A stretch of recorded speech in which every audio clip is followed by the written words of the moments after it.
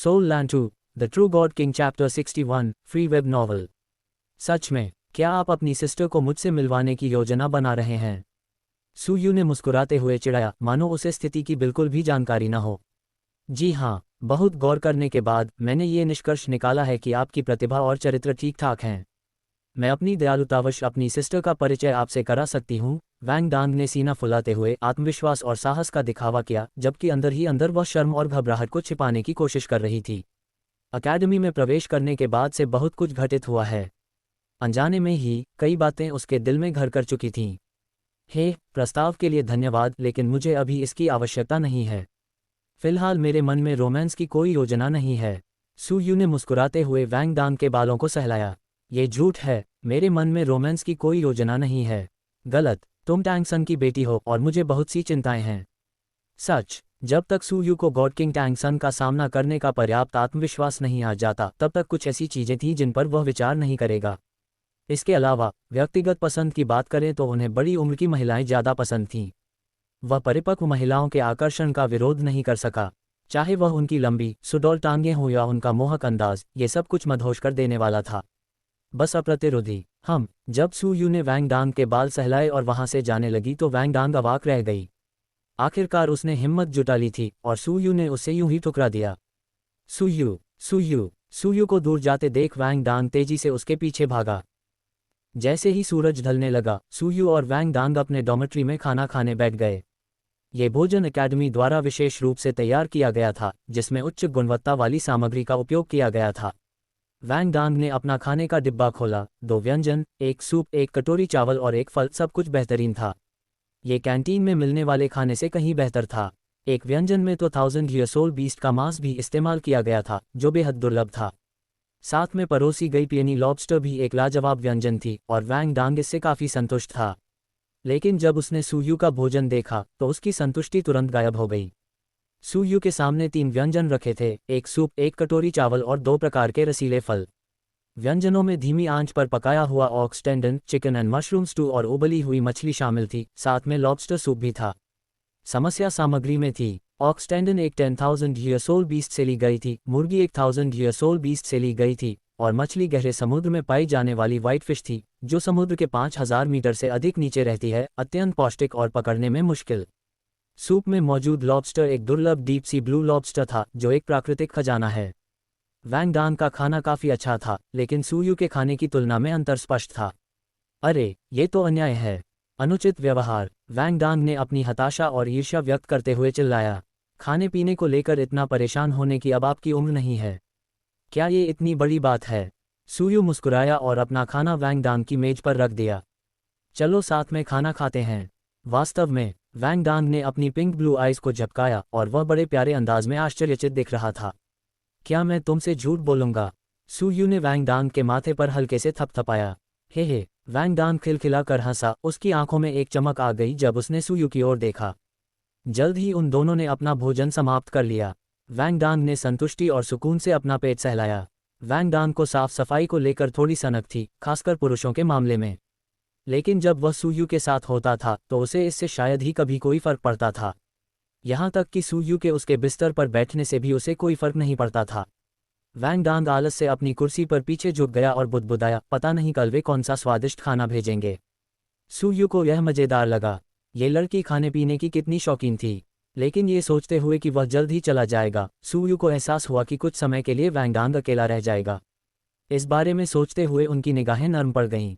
वैंग डांग, मैं कुछ समय के लिए बाहर जा रहा हूँ, सुयू ने शांत भाव से कहा। क्या? वैंग डांग घबराया हुआ सा दिखते हुए जल्दी से उठ बैठा। तुम क्यों जा रहे हो? मैं अपनी 4th सोल रिंग लेने जा रहा हूँ, सुयू ने धीरे से समझाया। दरअसल ऐसा इसलिए हुआ क्योंकि सिस्टम ने अचानक एक नया कार्य जारी कर दिया था। उस दोपहर से कुछ देर पहले सुयू के डॉर्मेट्री लौटने के तुरंत बाद सिस्टम की आवाज़ सुनाई दी। डिंग, एक रैंडम चेक इन टास्क जारी किया गया है। स्थान, फार नॉर्थ, समय 3 दिनों के भीतर। अचानक मिले इस काम ने सुयू की योजनाओं को बिगाड़ दिया। सिस्टम ने पहली बार चेक इन का काम दिया था, इसलिए स्वाभाविक रूप से सुयू को जाना ही पड़ा। चूंकि यह फार नॉर्थ का इलाका था, सुयू को लगा कि वहां कुछ महत्वपूर्ण घटना घटित हो सकती है। तो यह एक सोल रिंग के लिए है। वैंग डांग थोड़ा शांत हुआ और पूछा, आपने अचानक इसे लेने का फैसला क्यों किया? मैं इसे हमेशा के लिए टाल नहीं सकता। फोर्थ सोल रिंग के साथ मैं और भी मजबूत हो जाऊंगा, सू यू मुस्कुराया। सही है, वैंग डांग ने हिचकिचाते हुए पूछा, इसमें कितना समय लगेगा? ये कहना मुश्किल है, ये परिस्थिति पर निर्भर करता है। सही सोल बीस्ट को ढूंढना हमेशा आसान नहीं होता, सू यू ने समझाया। अच्छा ऐसा है, वैंग डांग कुछ पल चुप रहने के बाद बोला, तुम जल्दी वापस आ जाओ। मैं जितनी जल्दी हो सकेगा वापस आ जाऊंगा। इस बीच तुम सिस्टर मेंग के साथ समय बिता सकती हो। मैं नहीं जाऊंगा, वैंग डांग ने मुंह बनाकर गर्व जताते हुए कहा। आखिरकार मेंग होंगचिन सू यू को इतना पसंद करती थी कि उसे उसके साथ समय बिताने में कोई दिलचस्पी नहीं थी। फिर से जिद्दी बन रहे हो, मेरे बिना तुम्हारी रक्षा करने वाला कोई नहीं होगा, सू यू ने वैंग डांग के गाल को चुटकी काटते हुए चिढ़ाया। छी, मैं अजय हूँ, मुझे तुम्हारी सुरक्षा की जरूरत नहीं है। वैंग डांग ने तिरस्कार का भाव दिखाते हुए अपना सिर उठाया। जी हाँ, यंग मास्टर वैंग डांग सबसे अच्छे हैं, सू यू ने हंसते हुए कहा। आप कब छोड़ रहे हैं? कल सुबह, सू यू ने उत्तर दिया। इतनी जल्दी? जितनी जल्दी मैं जाऊंगा उतनी जल्दी वापस आऊंगा। क्या आपने अकेडमी को बताया? मैं बस करने ही वाला हूँ। वैंग डांग चुप हो गया और सू यू को घूरने लगा। अकेडमी में दाखिला लेने के बाद से ही वैंग डांग को सू यू पर निर्भर रहने की आदत पड़ गई थी। तुम यहीं डॉर्मेट्री में रहो, मैं हॉल मास्टर से अनुमति लेने जाता हूँ, सू यू ने वैंग डांग के कंधे पर थपथपाते हुए कहा। नहीं, मैं तुम्हारे साथ आ रहा हूँ, वैंग डांग ने तुरंत जवाब दिया। वे दोनों एक साथ जिंग होंगचिन के कार्यालय की ओर चल पड़े। जब सू यू ने बताया कि उसे अपना फोर्थ सोल रिंग प्राप्त करने के लिए छुट्टी चाहिए, तो जिंग होंगचिन तुरंत सहमत हो गया। वह Sun Moon Imperial Soul Engineering Academy के डीन होने के नाते चाहता था कि सू यू अपनी पूरी क्षमता तक पहुंचे। अगली सुबह भोर होते ही सू यू प्रस्थान के लिए तैयार था। वैंग डांग असामान्य रूप से जल्दी उठ गया था। उसकी पिंक ब्लू आइज में अनकहे आंसू चमक रहे थे। अरे, ऐसा तो है नहीं कि मैं वापस नहीं आऊंगा। छोटी बच्ची की तरह व्यवहार मत करो। सू यू ने वैंग डांग के गालों को चुटकी से दबाया, फिर मुड़कर चला गया। सू यू, तुम बड़े बेवकूफ़ हो, वैंग डांग ने धीरे से कुछ बुदबुदाया। Sun Moon Imperial Soul Engineering Academy छोड़ने के बाद सू यू के बगल में एक और शख्स चुपचाप प्रकट हुआ। यह कोई और नहीं बल्कि म्यूवू था, जो लगभग अल्टीमेट डोलो स्तर का शक्तिशाली योद्धा था। फानौत दसियों हजार मील दूर था, इसलिए सू यू को यात्रा के लिए म्यूवू पर निर्भर रहना पड़ा। यंग मास्टर, म्यूवू ने सम्मानपूर्वक सिर झुकाया। सीनियर म्यूवू, क्या आपने कल बारबेक्यू रेस्टोरेंट में कुछ अजीब देखा? म्यूवू ने जवाब दिया, मुझे कुछ भी असामान्य नहीं दिखा। सू यू ने मन ही मन सोचा, म्यूवू को अल्टीमेट डोलो की मौजूदगी का पता भी नहीं चला था। शायद ड्रैगन एम्परर डोलो, लॉन्ग शाओयाओ में वाकई कुछ हुनर है। वर्तमान दुनिया में केवल 4 ही अल्टीमेट डोलो ज्ञात थे, लॉन्ग शाओयाओ, ये जिसुई, म्यूएन और क्लियर स्काई सेक्ट के गुरु। डोलो 2 में अल्टीमेट डोलो का वर्गीकरण स्पष्ट नहीं था, लेकिन डोलो 3 तक उन्हें क्वाजी डेमी गॉड और क्वाजी गॉड के रूप में वर्गीकृत किया गया था। लॉन्ग शाओयाओ की शक्ति संभवतः एक डेमी गॉड के स्तर के करीब थी। डीटीएन की बात करें तो वह कम से कम क्वाजी गॉड स्तर का था और ड्रैगन गॉड क्लॉज के साथ उसकी शक्ति निर्विवाद थी। अगर लॉन्ग शाओयाओ इतनी शक्तिशाली है तो टैंग सन उससे भी अधिक शक्तिशाली होगा। वह पाखंडी गॉड किंग। फिर टैंग सन के बारे में सोचते हुए सू यू को वह लाइटनिंग स्ट्राइक कार्ड याद आया जिसे उसने इस्तेमाल नहीं किया था। हे भगवान, टैंग सन, दिव्य दंड के लिए तैयार हो जाओ। सू यू ने टैंग सन को चुना और कार्ड को तोड़ दिया। डिवाइन रेल्म में टैंग सन ने गोल्डन ड्रैगन किंग के प्रकोप से निपटना समाप्त कर दिया था और वह सी गॉड कैसल में लौट आया था। मुझे नहीं पता कि गोल्डन ड्रैगन किंग को क्या हो गया था, लेकिन उसने पूरा डिवाइन रेल्म हिला दिया। गॉड किंग टैंग सन क्रोधित हुए। जैसे ही वह डोलो कॉन्टिनेंट का जायजा लेने वाला था, आकाश में एक जोरदार गर्जना हुई। बूम! एक विशाल पर्पल लाइटनिंग जो एक ड्रैगन में परिवर्तित हो गया, आकाश से नीचे उतरा, जिसने सी गॉड कैसल को चकनाचूर कर दिया और सीधे टैंग सन पर प्रहार किया। अपने गॉड किंग शरीर के बावजूद टैंग सन बुरी तरह झुलस गया। हमला करने की हिम्मत कौन करता है? सामने आओ। क्या तुम्हें लगता है कि इस गॉड किंग में क्रोध नहीं है? Unending voyages. टैंग सन ने अपने सी गॉड ट्राइडेंट को बुलाया। नोट: आपकी कहानी के प्रवाह के लिए जहां सूयू खुद के लिए बात कर रहा है, वहां जा रहा हूं आऊंगा का प्रयोग किया गया है क्योंकि वह एक पुरुष पात्र है। वैंग डांग के लिए क्योंकि वह अभी भेष बदल कर रह रही है, संदर्भ के अनुसार क्रियाओं का तालमेल बिठाया गया है। Soul land 2, the true god king chapter 62, free web novel. सुनहरे रंग का गोल्डन रिंग उभरी और एक गॉड किंग के चेहरे पर गौरव का भाव प्रकट हुआ। हालांकि उनके चेहरे पर मुस्कान की तरह वह गायब हो गए। नीले रंग के लाइटनिंग ड्रैगन के प्रहार से गोल्डन रिंग के चारों ओर चकनाचूर हो गया और ड्रैगन, जो आंखों की गति से भी तेज गति से आगे बढ़ रहा था, उसने गॉड किंग पर आक्रमण कर दिया। गॉड किंग ने विलाप किया और उसके रोंगटे खड़े हो गए। Eternal chaos. No return, 8 spider lancers, इसे खा जाओ। क्लियर स्काई हैमर, इसे कुचल दो। ब्लू सिल्वर बाइंड, बम बम बम। गॉड किंग ने अपनी पूरी ताकत लगा दी, लेकिन वह बिजली का सामना नहीं कर सके। उसने जो भी तकनीक अपनाई हो, बिजली गिरने से वह सब कुछ चकनाचूर हो गया। कुछ ही क्षणों में उनका सी गॉड ट्राइडेंट क्षतिग्रस्त हो गया था, क्लियर स्काई हैमर चकनाचूर हो गया था, 8 स्पाइडर लांसर्स जमीन पर टुकड़ों में पड़े थे और यहाँ तक कि सिल्वर ग्रास भी झुलसकर काली पड़ गई थी। उस पर 81 बार वार किया गया था, जिससे उसका चेहरा पूरी तरह पहचानने योग्य नहीं रह गया था। अपनी स्थिति के बावजूद गॉड किंग ने गंभीर पीड़ा सहते हुए भी गरिमा बनाए रखने का प्रयास किया। तीसरे भाई, इसी क्षण निंग रोंग के साथ सियो वू ने उस आकृति को देखा। उसके बगल में सी गॉड ट्राइडेंट को देखकर उसे टैंग सन को पहचानना मुश्किल लग रहा था। उसका दिल डर से भर गया। तीसरे भाई, क्या हुआ? क्या आप ठीक हैं? सियो वू ने चीख मारी, उसकी आवाज़ में रोना साफ सुनाई दे रहा था। सियो वू, मुझ पर अचानक हमला किया गया था, टैंग सन ने भारी आवाज़ में कहा। तीसरे भाई, ये किसने किया? सियो वू के शरीर से हत्या की भावना निकल रही थी और उसके चारों ओर असुर गॉड की आभा का प्रवाह हो रहा था। असुर स्वॉर्ड की म्यान के रूप में सियो वू असुर गॉड की शक्ति को धारण करती थी। ये गॉड ऑफ डिस्ट्रक्शन ही होगा। वह मेरे खिलाफ गुप्त रूप से साजिश रच रहा है, टैंग सन ने कहा। उसका संदेह गहराता जा रहा था। बिजली की प्रचंड विनाशकारी शक्ति ने उसे यह विश्वास दिला दिया कि यह गॉड ऑफ डिस्ट्रक्शन है। आखिरकार डिवाइन रेल्म में अब केवल देव स्तर के शक्तिशाली व्यक्ति ही बचे थे। जी डांग और लाई यान ऐसा नहीं कर सकते थे। ठीक होने के बाद मैं इसे देख लूंगा। गॉड ऑफ डिस्ट्रक्शन ने डिवाइन रेल्म के नियमों का गंभीर रूप से उल्लंघन किया है और उसे दंडित किया जाना चाहिए, टैंग सन ने धार्मिक भाव से घोषणा की। तीसरे भाई, क्या ये कोई गलतफहमी हो सकती है? सियो वू को कुछ गड़बड़ महसूस हुई। तथ्य हमारे सामने हैं। इतनी अपार डिस्ट्रक्शन पावर और किसके पास है? टैंग सन ने गंभीरता से कहा। हालांकि सियो वू को अभी भी बेचैनी महसूस हो रही थी, लेकिन वह टैंग सन की बातों पर संदेह नहीं कर सकती थी। मैं तुम्हें उठने में मदद करती हूँ, फिर हम रोंग के पास जाएंगे ताकि वह तुम्हारा इलाज कर सके। कुछ ही देर में निंग रोंग आ गई और उसने टैंग सन को ठीक होने में मदद करना शुरू कर दिया। इसी बीच सी गॉड पर बिजली गिरने की कहानी जंगल की आग की तरह फैल गई। डिस्ट्रक्शन कैसल में जब गॉड ऑफ डिस्ट्रक्शन ने यह खबर सुनी तो वह लगभग हंसते हंसते लोटपोट हो गया। टैंग सन ने ऐसा क्या किया था जिससे देवता और मनुष्य दोनों इतने क्रोधित हो गए? गॉड ऑफ डिस्ट्रक्शन ने कहा, हालांकि यह अजीब लगता है, कोई अज्ञात शक्तिशाली सत्ता मौजूद है, मुझे जांच करनी होगी। जब डिवाइन रेल्म में अराजकता फैली हुई थी तब इस घटना को अंजाम देने वाला व्यक्ति सुदूर उत्तर फार नॉर्थ की ओर बढ़ रहा था। म्यू वू, जो कि सेमी अल्टीमेट डोलो था, अविश्वसनीय रूप से तेज था। वे सुदूर उत्तरी बर्फ क्षेत्र फार नॉर्थ आइस फील्ड के बाहरी इलाके में पहुंच गए थे। ठंडी हवा ने सू यू को स्फूर्ति प्रदान की। आइस एम्प्रेस की युद्ध शक्ति से परिपूर्ण इस बर्फीली भूमि में वह पानी में मछली की तरह था। जैसे ही सू यू सुदूर उत्तर की ओर बढ़ा, उसके आसपास का वातावरण सफ़ेद होता चला गया। विंड गॉड लेग तकनीक का उपयोग करते हुए वह तेजी से आगे बढ़ा। चेतना के सागर सी ऑफ कॉन्शियसनेस में स्काईड्रीम आइसवर्म की आवाज़ अचानक गूंज उठी। भाई, हम फार नॉर्थ में कैसे पहुंच गए? सू यू ने कोई प्रतिक्रिया नहीं दी और तेज गति से आगे बढ़ता रहा। भाई, तुम किस तरह की सोल रिंग ढूंढ रहे हो? स्काईड्रीम आइसवर्म ने पूछा। मेरी राय में आइस जेड स्कॉर्पियन एकदम सही रहेगा, इसमें अल्टीमेट आइस विशेषता है। सू यू को स्काईड्रीम आइसवर्म की साजिशों के बारे में पता था। अगर आपको कुछ कहना है तो सीधे सीधे कह दीजिए, स्काईड्रीम आइसवर्म ने कहा। भाई, क्या तुम्हें एक और मार्शल सोल चाहिए? मैं तुम्हें आइस एम्प्रेस देना चाहता हूँ। वह 10 ग्रेट सेवेज बीस्ट्स में से एक है, आइस जेड स्कॉर्पियन एम्परर। लेकिन सू यू ने मना कर दिया। ऐसा नहीं है कि मैं आइस एम्प्रेस को नीचा समझता हूँ, लेकिन मार्शल सोल स्लॉट भविष्य में कहीं अधिक उपयोगी साबित होगा।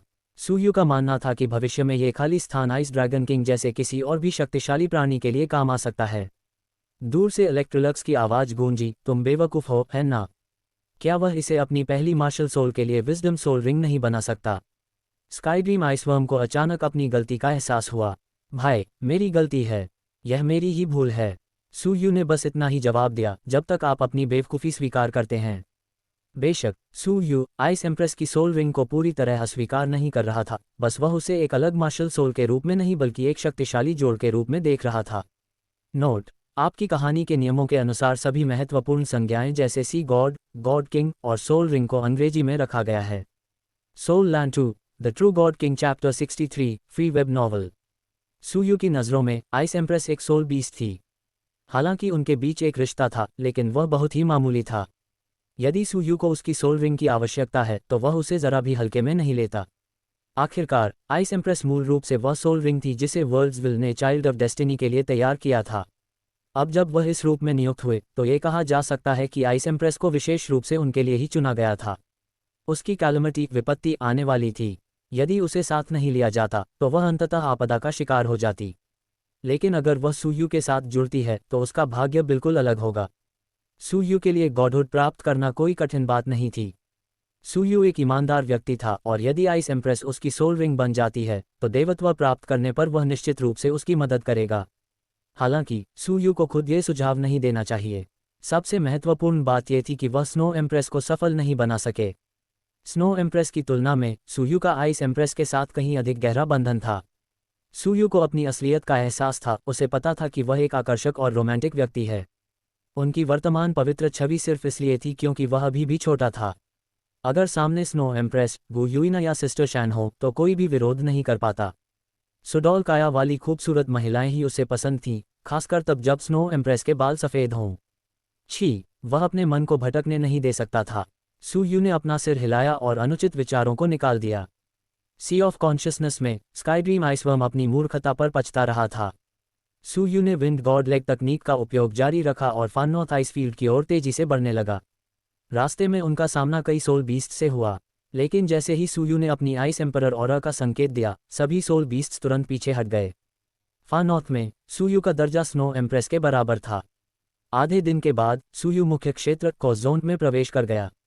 मुख्य क्षेत्र में प्रवेश करते ही सुयू ने अपनी पूरी आभा को मुक्त कर दिया। 15 मिनट बाद आकाश हरे रंग की चमक से जगमगा उठा। एक भयंकर आभा उसकी ओर बढ़ी और सुयू के सामने प्रकट हो गई। यह कोई और नहीं बल्कि ice Z scorpion emperor ice empress थी, जो फार नॉर्थ के 3 महान शासकों में से एक थी और 3,90,000 वर्षों की साधना का दावा करती थी। सुयू, तुम्हें आए हुए काफी समय हो गया है, आइस एम्प्रेस ने मधुर आवाज में कहा। मैं हाल ही में एक ह्यूमन एकेडमी में पढ़ाई कर रहा था, सुयू ने मुस्कुराते हुए जवाब दिया। एक ह्यूमन एकेडमी? आइस एम्प्रेस के लहजे में तिरस्कार था। अल्टीमेट आइस के बारे में मनुष्य क्या जानते हैं? केवल स्नो एम्प्रेस और मैं ही इसे सही मायने में समझते हैं। जब बर्फ की बात आती है तो बेशक मैं आपके और स्नो एम्प्रेस के पास ही आता, सुयू ने कहा। तुम्हारा स्वाद अच्छा है, आइस एम्प्रेस ने संतुष्टि से सिर हिलाया। अरे वाह, तुम इतनी जल्दी लेवल 40 पर पहुंच गए, और वो भी एक अल्टीमेट मार्शल सोल के साथ। सुयू ने बताया कि कैसे उसे डार्क गोल्ड टेरोक्लॉ बे की right arm bone, golden dragon king के रक्त की बूंद और अजूर ड्रैगन की हॉर्न बोन जैसे अवसर मिले, जिससे उसकी साधना तेज हुई। मनुष्य भले ही तेजी से साधना कर लें, लेकिन उनका जीवन छोटा होता है, आइस एम्प्रेस ने आह भरी। लेकिन मनुष्यों के पास अमर इमॉर्टल होने का अवसर होता है।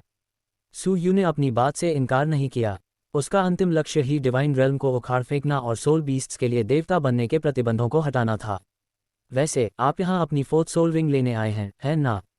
आइस एम्प्रेस ने पूछा। क्या आपको मेरी मदद की ज़रूरत है? लगभग। वैसे स्नो एम्प्रेस कहाँ है? सुयू ने पूछा। आमतौर पर वह प्रकट हो जाती थी, लेकिन इस बार कोई जवाब नहीं आया था। सुयू ने गंभीरता से कहा, स्नो एम्प्रेस को एक कैलेमिटी का सामना करना पड़ेगा। उसके लिए इससे पार पाना आसान नहीं होगा। क्या? तुम्हारा क्या मतलब है? आइस एम्प्रेस ने चिंतित होकर पूछा। अभी चिंता मत करो, हमें पहले उसे ढूंढना होगा। आइस एम्प्रेस, मुझे उनके पास ले चलो, सुयू ने आग्रह किया। ठीक है, चढ़ जाओ। आइस एम्प्रेस ने सुयू को अपनी पीठ पर बैठने की अनुमति दे दी। सी ऑफ कॉन्शियसनेस में स्काईड्रीम आइसवर्म ईर्ष्या से जल रहा था। भाई, जरा नरमी बरतो, बिंग बिंग को चोट मत पहुंचाओ। सुयू ने उसकी आवाज़ बंद कर दी। एक बर्फीले पठार पर स्नो एम्प्रेस पालथी मारकर बैठी थी। उसके बगल में एक विशाल आइस लोटस रखा हुआ था। वह एक 100,000 ईयर ओल्ड आइस लोटस था। स्नो एम्प्रेस ने उसे खा लिया और उसकी आंखें बंद हो गईं। उसका शरीर सफ़ेद धुंध के बादल में बदल गया और धुंध के अंदर एक ब्रून एम्ब्रियो बनने लगा।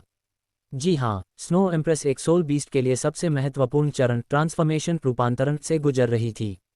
Soul land 2, the peerless tank sect chapter 64, true god king. एक बार जब वह रूपांतरित हो जाएगी तो स्नो एम्प्रेस 1,00,000 वर्ष पुरानी सोल बीस्ट के मानव रूप में परिवर्तित हो जाएगी, जो नए आयामों से आरंभ करने में सक्षम होगी।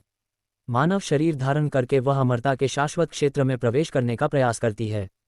इसके अलावा स्नो एम्प्रेस द्वारा विशेष विधि के कारण रूपांतरित होने के कारण उसका विकास दर एक सामान्य मानव आत्मा वाले जानवरों की तुलना में कहीं अधिक होगा।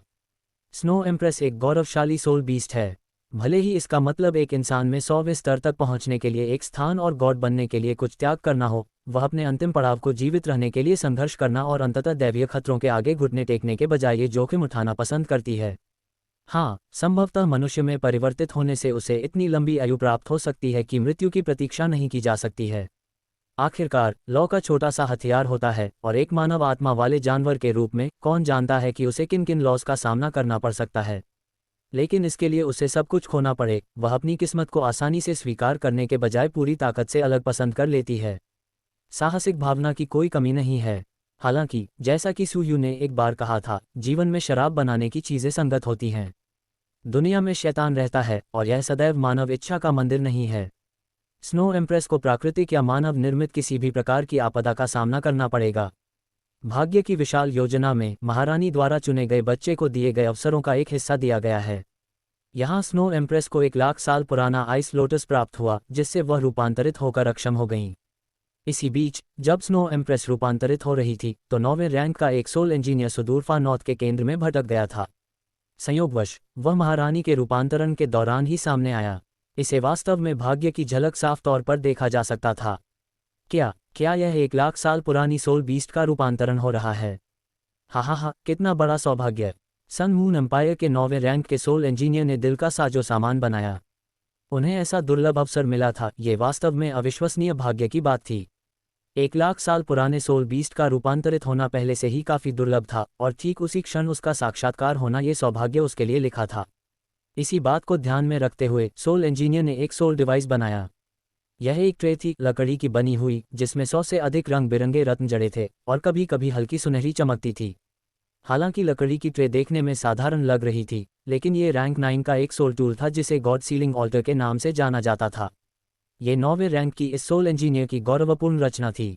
इस समय स्नो एम्प्रेस अपने रूपांतरण की प्रक्रिया के बीच में थी और हमला करने में पूरी तरह से असमर्थ थी। सोल इंजीनियर ने इस अवसर का लाभ उठाया और सफ़ेद धुंधलापन, जो कि महारानी का सार था, को गॉड सीलिंग ऑल्टर के अंदर कैद कर लिया। वेदी के भीतर सफ़ेद धुंध तेजी से घूम रही थी, लेकिन एक वजनदार अवरोध ने उसे रोक दिया था, जिससे वह बाहर नहीं निकल पा रही थी। सुनहरी रोशनी के भीतर स्नो एम्प्रेस अत्यधिक क्रोध से भर गई थी। इन नीच इंसानों ने इतने नाजुक मौके पर उस पर हमला किया। लगभग 7 लाख वर्षों के एक सोल बीस्ट के लिए ऐसे कमजोर व्यक्ति द्वारा पकड़ा जाना एक अपमान था। लेकिन स्नो एम्प्रेस के क्रोध के विपरीत रैंक 9 सोल इंजीनियर और भी जोर से हंसा। मुझे मिल गया, 1 लाख साल पुराना सोल बीस्ट रूपांतरित हो रहा है, ये खजाना अनमोल है। सोल इंजीनियर बेहद प्रसन्न था। अगर वह इस 1 लाख साल पुराने सोल बीस्ट एम्ब्रियो को बेच दे तो क्या वह बहुत बड़ी दौलत नहीं कमा लेगा? तब उसके पास सोल टूल्स पर अपने शोध को जारी रखने के लिए आवश्यक सभी दुर्लभ धातुएं और धन उपलब्ध हो सकते थे। इन सोल इंजीनियर्स के लिए सोल टूल्स के प्रति उनका जुनून पागलपन की हद तक पहुंच गया था। मुझे इसे किसे बेचना चाहिए? मैं इसे एम्पायर को नहीं बेच सकता। न केवल इसे समझाना मुश्किल होगा, बल्कि एम्पायर केवल सोल टूल्स पर अधिक ध्यान केंद्रित करता है, इसलिए कीमत शायद उतनी अधिक न हो। नहीं, मुझे इसे डोलो कॉन्टिनेंट पर बेचना चाहिए। मैं इस 1 लाख साल पुराने सोल बीस्ट एम्ब्रियो का उपयोग उन मूर्ख सोल मास्टर्स से मोटी दौलत कमाने के लिए करूंगा। सोल इंजीनियर ने इस एम्ब्रियो को स्टारलुओ एम्पायर में बेचने का फैसला कर लिया। डोलो कॉन्टिनेंट पर स्थित 3 राष्ट्रों में से स्टारलुओ एम्पायर सबसे शक्तिशाली था, जिससे वह शोषण के लिए सबसे अच्छा लक्ष्य बन गया। अफसोस, मेरे जैसे देशभक्त अब बहुत कम बचे हैं। सोल इंजीनियर ने गॉड सीलिंग ऑल्टर को अपने स्टोरेज सोल टूल में रखते हुए मन ही मन मुस्कुराया और जाने के लिए मुड़ गया। 1 लाख वर्ष पुराने सोल बीस्ट एम्ब्रियो को प्राप्त कर लेने के बाद फार नॉर्थ में रुकने का कोई कारण नहीं था। 9वें रैंक के सोल इंजीनियर के जाने के कुछ ही समय बाद आइस एम्प्रेस सू यू के साथ वहां पहुंची। वो कहाँ है? आइस एम्प्रेस की रत्न जैसी आंखों में थोड़ी सी उलझन झलक उठी। स्नो एम्प्रेस कहाँ थी? सू यू ने आसपास के वातावरण को ध्यानपूर्वक महसूस किया और उसका चेहरा गंभीर हो गया। कुछ गड़बड़ है, कोई घटना घटित हुई है।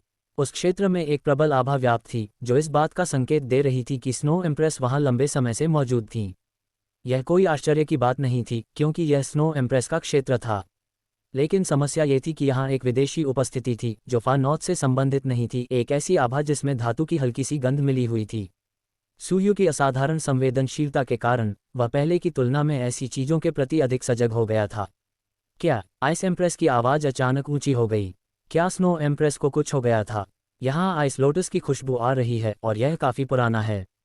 मुझे डर है कि स्नो एम्प्रेस ने इसका सेवन किया और उनका रूपांतरण शुरू हो गया। लेकिन ठीक उसी क्षण एक मानव सोल मास्टर प्रकट हुआ। संभवतः स्नो एम्प्रेस को वे अपने साथ ले गए। सूयू का लहजा एकदम ठंडा था। आप ये कैसे जानते हैं? आइस एम्प्रेस चौंक गई। यहाँ एक अपरिचित सोल इंजीनियर की आभा है। मैंने इसे महसूस किया। बहुत हो गई बातें, आइस एम्प्रेस। हमें चलना होगा। वह आदमी ज़्यादा दूर नहीं जाना चाहिए था। सूयू ने चिंता से आग्रह किया। ठीक है, चलो जल्दी चलते हैं। तुम आगे आगे चलो, आइस एम्प्रेस ने तुरंत जवाब दिया। सूयू ने धात्विक आभा का अनुसरण करते हुए आइस एम्प्रेस का मार्गदर्शन किया। स्वाभाविक रूप से आइस एम्प्रेस की गति असाधारण थी। निशान का पीछा करते हुए वे तेजी से आगे बढ़ गए। लगभग आधे घंटे बाद विशाल बर्फ में एक धुंधली आकृति अंततः दिखाई दी। वो जब सूयू बोल रहा था तब तक आइस एम्प्रेस आगे बढ़ चुकी थी। सुदूर उत्तर में स्नो एम्प्रेस पर हाथ लगाने का साहस करना एक अक्षम्य अपराध था। उसकी हत्या करने की मंशा अभूतपूर्व स्तर तक बढ़ गई। आइस एम्प्रेस पन्ना रंग की रोशनी की एक लकीर में बदल गई। उसकी भयानक और हिंसक आभा ने आकाश को हरे रंग में रंग दिया। 9वें रैंक के सोल इंजीनियर को कुछ गड़बड़ महसूस हुई। क्या ऐसा हो सकता है कि 1,00,000 साल पुराने सोल बीस्ट का साथी उसे ढूंढते हुए आ गया हो? ये बहुत बुरा है। मुझे यहाँ से निकलना होगा। आत्मा इंजीनियर भागने के लिए मुड़ा। इस बर्फीले बंजर इलाके में 1,00,000 साल पुराने सोल बीस्ट से लड़ना बुद्धिमानी का काम नहीं था। लेकिन आइस एम्प्रेस उसे यह मौका नहीं देगी। Eternal ice domain. Ice empress के शरीर से पन्ना हरे रंग की रोशनी निकली और प्रकाश का एक स्तंभ तेजी से आगे बढ़ा। जहां जहां से स्तंभ गुजरता था सब कुछ जम जाता था। 9वें रैंक के सोल इंजीनियर को एक घातक खतरे का एहसास हुआ। मानव दुष्ट, स्नो एम्प्रेस को तुरंत मेरे हवाले कर दो। आइस एम्प्रेस ने जोरदार दहाड़ लगाए। आइस जेड स्कॉर्पियन के रूप में वह एक शक्तिशाली योद्धा थी जिसकी युद्ध शक्ति लेवल 98 सुपर डोलो के बराबर थी। अगर जूनजी जैसा कोई व्यक्ति उससे लड़ता तो उसके लिए जीतना मुश्किल होता। उसके सामने खड़ा 9वें रैंक का सोल इंजीनियर तो बस एक साधारण सा था। हर कोई जिंगहोंगचन इल्स्ट्रियस वर्च्यू हॉल का प्रमुख की बराबरी नहीं कर सकता था। आभा को महसूस करते हुए सोल इंजीनियर के चेहरे पर लालच और डर दोनों थे। उसे समझ आ गया कि उसने जिस भ्रूण को पकड़ा है वह स्नो एम्प्रेस है, फार नॉर्थ के 3 राजाओं की नेता। आइस एम्प्रेस, उससे बात करने में समय बर्बाद करने की कोई जरूरत नहीं है। चलो हमला करते हैं, सू यू ने कहा। उसकी कलाई पर बंधे कंगन पर ध्यान दो। यह एक स्टोरेज सोल टूल है और संभवतः स्नो एम्प्रेस इसके अंदर है। सू यू ने इशारा किया। मैं समझ गई, आइस एम्प्रेस ने सिर हिलाया। तो मैं आपको अकेला छोड़ देता हूँ। मैं आपकी लड़ाई में दखल नहीं दूंगा। सू यू उछलकर नीचे बर्फ पर जा उतरा। एक बर्फीली पन्ना हरी रोशनी निकली और अपने रास्ते में आने वाली हर चीज को जमा दिया। हालांकि सोल इंजीनियर असहाय नहीं था। उसके शरीर से हजारों तोपें निकलीं, लेकिन आइस एम्प्रेस के शरीर पर जमी हीरे जैसी परत, आइस डायमंड आर्मर, ने सभी किरणों को रोक दिया। ये थी अल्टीमेट आइस की शक्ति जो ऊर्जा को भी जमा देने में सक्षम थी। बदमाश, मरने के लिए तैयार हो जाओ। तापमान इतनी तेजी से गिरा कि 9वें रैंक के सोल इंजीनियर को भी अपनी रक्षा के लिए पूरी सोल पावर लगानी पड़ी। आइस एम्प्रेस की आकृति प्रकाश की धारा की तरह तेजी से चमकी। आइस जेड स्कॉर्पियन जाति हमेशा से आक्रामक रही है। 9वें रैंक के सोल इंजीनियर ने दूरी बनाकर एक स्टेशनरी सोल कैनन निकाल ली। रैंक 8 स्टेशनरी सोल कैनन का गोला इतना खतरनाक था कि एक साधारण टाइटल डोलो भी इसे नज़रअंदाज नहीं करता। बूम! विस्फोट से एक छोटा मशरूम नुमा बादल उठा, लेकिन जैसा कि उम्मीद थी, आइस एम्प्रेस पूरी तरह सुरक्षित बच निकली। लड़ाई फिर से शुरू हुई और इस बार आइस एम्प्रेस ने उसे तुरंत हरा दिया। अल्टीमेट आइस की अजेय शक्ति ने उसे पूरी तरह से पस्त कर दिया। अचानक सोल इंजीनियर के उपकरण कटकर हवा में उड़ गए और वह परास्त हो गया। Soul land 2, the peerless tank sect chapter 65, ice emperor हेबोडोंग। कटे हुए हाथ पर एक चमकता हुआ कंगन दिखाई दे रहा था। पता चला कि आइस एम्प्रेस को सूयू के शब्द याद थे और उन्होंने तुरंत 9वें रैंक के सोल इंजीनियर का हाथ फाड़ दिया। सूयू की आंखें चमक उठीं और पलक झपकते ही वह आगे बढ़ गया। कई लेवल 6 थ्रस्टर्स एक साथ सक्रिय हो गए, जिससे इतनी भयानक गति उत्पन्न हुई कि एक लेवल 6 सोल इंजीनियर के लिए भी इसे सहन करना मुश्किल होता।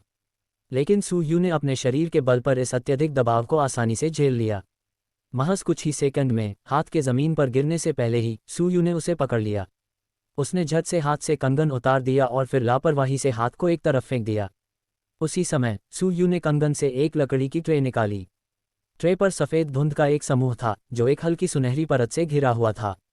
सू यू को यह पुष्टि करने के लिए केवल एक नज़र ही काफ़ी थी। ये निस्संदेह स्नो एम्प्रेस का एम्ब्रियो था।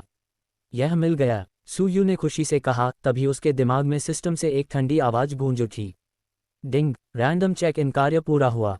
इनाम जारी कर दिया गया है। डिंग! होस्ट को एक बेसिक कैरेक्टर कार्ड प्राप्त करने पर बधाई। डिंग! होस्ट को heaven mending stone, white dew प्राप्त करने पर बधाई। Basic character card. इस कार्ड का उपयोग करने पर डोलो कॉन्टिनेंट तक सीमित न रहते हुए किसी भी दुनिया से किसी भी गैर दिव्य पात्र को रैंडमली बुलाया जा सकता है। बुलाए जाने के बाद पात्र की शक्ति वर्तमान दुनिया की प्रणाली के अनुसार प्रकट होगी। White due. Wind and cloud ब्रह्मांड से देवी नूवा द्वारा स्वर्ग की मरम्मत के बाद छोड़े गए 4 रहस्यमय पत्थरों में से एक। इसमें शक्तिशाली बर्फ के गुण हैं और यह हथियार बनाने के लिए एक असाधारण सामग्री है। सू यू ने अपनी ठुड्डी पर हाथ फेरा। White due. यह महान देवी नूवा द्वारा छोड़ी गई वस्तु है। विंड एंड क्लाउड ब्रह्मांड में निफंग के पास मौजूद स्नो ड्रिंकिंग मैट ब्लेड इसी से बनाई गई थी। सिस्टम। पुरस्कार प्राप्त करो। डिंग। होस्ट के पास एक अप्रयुक्त बेसिक कैरेक्टर कार्ड है। क्या आप इसका उपयोग करना चाहेंगे? इसका इस्तेमाल करें। डिंग। चयन पूरा हुआ है। बोडाउन चरित्र प्राप्त करने के लिए होस्ट को बधाई है। बोडाउन की पहचान तय कर ली गई है। उनकी भूमिका आइस गॉड टेम्पल के प्रधान पुजारी। वाह, कौन? क्या आपने अभी है बोडाउन कहा? आइस एम्परर है बोडाउन। सूयू पूरी तरह से हैरान रह गया। बैटल थ्रू द हेवेंस डूपो कैंक्योंग की दुनिया का वह दिग्गज। भला कौन है बोडाउन से मिले और उन्हें सिगरेट न पिलाए? अगर स्वर्ग ने मुझे है बोडाउन को जन्म न दिया होता तो डाउची की दुनिया हमेशा के लिए अंधेरे में डूबी रहती। उनकी दिव्य आइस डाउ टेक्निक के सामने तो हुटियनडी को भी सोचना पड़ेगा। इस समय सूयू को सर्वोच्च स्तर की युद्ध शक्ति की सख्त जरूरत थी। डीटीएन शक्तिशाली तो थे लेकिन वह उन्हें हर जगह उजागर नहीं करना चाहते थे। लॉन्ग शाओयाओ जैसे अल्टीमेट डोलो के दबाव ने सूयू को बेचैन कर दिया था, लेकिन अब है बोडाउन के साथ उसे नया आत्मविश्वास मिला। आइस एम्प्रेस, स्नो एम्प्रेस को बचा लिया गया है। लड़ाई जल्दी खत्म करो। सूयू ने लकड़ी की ट्रे लहराई।